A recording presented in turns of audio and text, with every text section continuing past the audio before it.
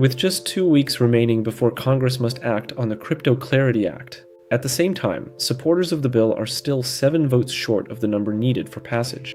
Meanwhile, Democrats continue criticizing the revised version of the crypto legislation, even as Republican leadership prepares to bring it to the Senate floor for a vote, regardless of whether enough bipartisan support has been secured. Here's why this matters. The bill requires 60 votes to pass. Republicans currently control 53 seats, meaning they still need support from at least 7 Democrats or independents.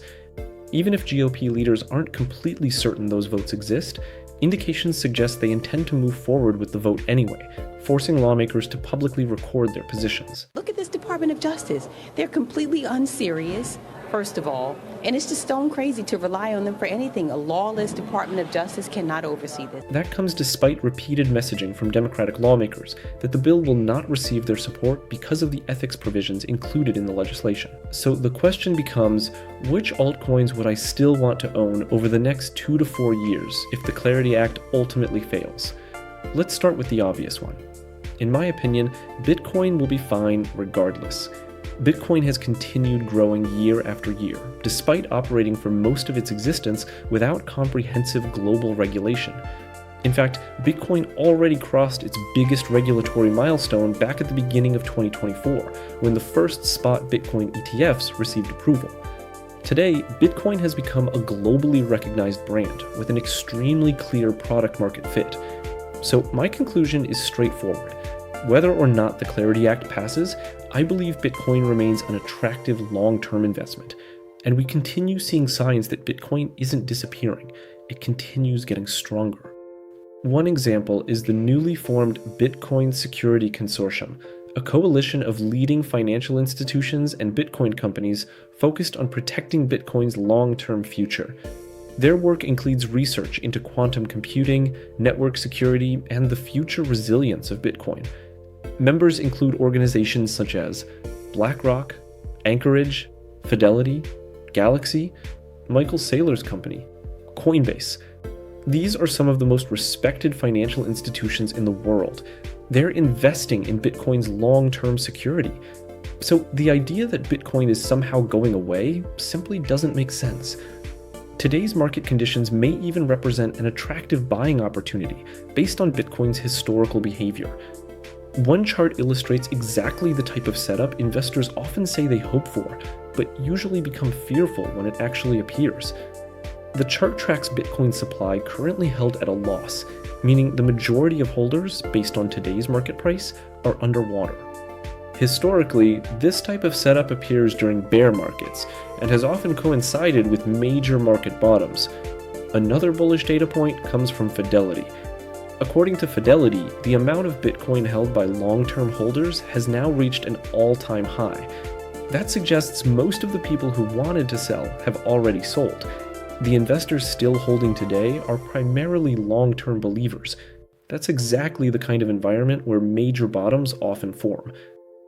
Another cryptocurrency I believe performs well regardless of whether the Clarity Act passes is Ethereum. Now, Ethereum would likely benefit enormously if the legislation becomes law, but even without it, institutions continue building on Ethereum today. BlackRock, Fidelity, and JPMorgan are all developing tokenized money market funds on Ethereum. These firms collectively manage tens of trillions of dollars in assets. On-chain finance is still in its early stages. Many people ask, why didn't they choose Solana? Why didn't they choose my favorite smart contract platform? My answer is simple. Ethereum's biggest advantage is its network effect. Large institutions want access to Ethereum's existing liquidity. They want access to its users. They want access to its ecosystem. Robinhood provides another example. Robinhood selected Ethereum as the foundation for its Layer 2 blockchain. The new Robinhood chain, built on Ethereum, became the #1 blockchain for real-world asset holders only 25 days after launching on mainnet. Now, could those rankings change? Absolutely. The first 30 to 90 days after launch are always volatile. Users frequently migrate between new ecosystems. But at this moment, the early numbers look very encouraging. Robinhood has already surpassed Solana, which had been leading real-world asset adoption for roughly the last 1 to 2 years. Robinhood is now actively onboarding its enormous user base directly onto an Ethereum-based network. Another project I believe performs well even without the Clarity Act is Bittensor, particularly because of its role in decentralized artificial intelligence. One reason is that Nvidia is now paying attention to the Bittensor ecosystem. Out of 33 companies accepted into Nvidia's Inception Startup Accelerator, 7 were Bittensor subnets. That represents roughly 21% of all participating companies. Examples include Subnet 95 Targan, Subnet 4, Score, Subnet 44, Robotics Company, Subnet 49. This highlights how Bittensor's contestonomics model works. It's essentially a merit-based competition. Projects delivering the strongest products and highest adoption receive the strongest economic incentives. That design positions Bittensor particularly well as AI moves toward lower-cost inference. Another project I believe survives and continues growing even if the Clarity Act never becomes law is XRP. Again, XRP would benefit from regulatory clarity. But unlike many crypto projects, XRP already operates globally. Its success isn't dependent solely on the United States. Many other countries already have crypto regulatory frameworks in place, and Ripple continues operating there. XRP also benefits from its long history. The project has existed since roughly 2013, making it one of the oldest major crypto ecosystems. It's almost become grandfathered into the industry. Personally, I'd actually prefer owning equity in Ripple the company rather than holding the XRP token. Those are two completely different investments. That said, I still believe the XRP token performs well even if US crypto regulation stalls. Again, Ripple's business is global. The United States isn't the entire market. Thanks largely to its network effect and strong product, I believe Solana continues growing regardless.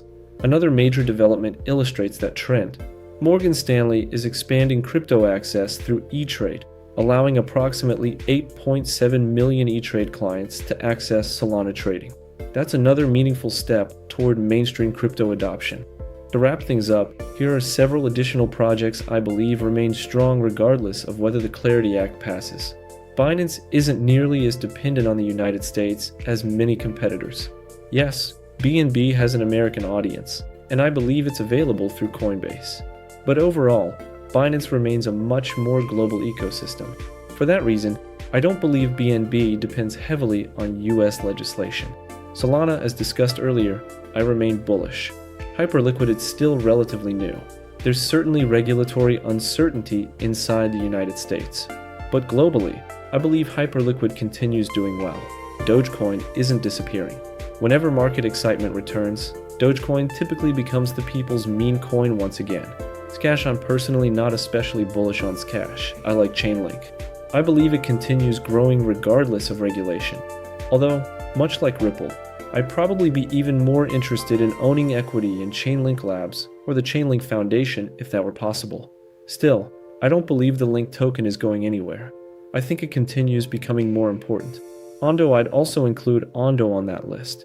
If I left out a project you believe belongs here, let me know in the comments. Which cryptocurrency do you believe will thrive with or without the Crypto Clarity Act, and why? I'll be reading and replying to as many comments as possible. As always, I'll see you soon.